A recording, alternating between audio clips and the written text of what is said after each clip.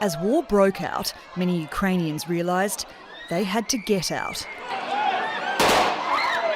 Women and children left behind their husbands and fathers. The elderly were fleeing the only life they'd ever known. And amid the chaos and panic, best friends Anna Sturmak and Nastya Berest packed a few precious possessions and crossed the border. It was not easy, and we think about this long time before we move. In the beginning it was difficult because it's another language, another country. It's not your home.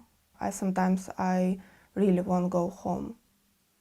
After a month in Germany, Anna and Nastya arrived in the UK as part of the Homes for Ukraine programme, in which British families invite Ukrainian refugees to live with them.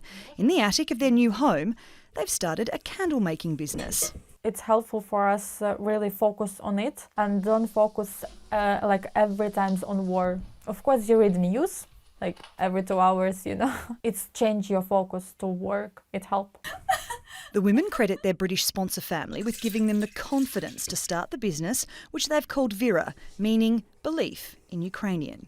It's amazing really how they help us give us this room like a laboratory. They did a lot of stuff for us. Everything that we asked, they did it really. Sometimes we feel like we are one family.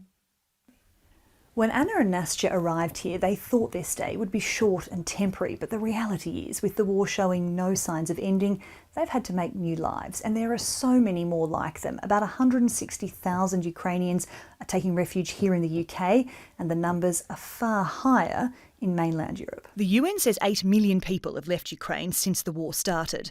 Of those, just over 2.8 million have crossed the border from Ukraine into Russia.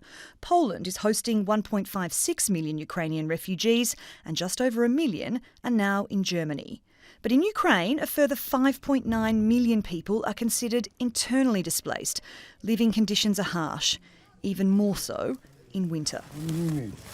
People that have lived throughout this year without access to drinkable water, for example, in their house. They don't have access to heating, to gas. They don't have jobs anymore, for example, and they need support to even buy the most basic items that we need in our houses.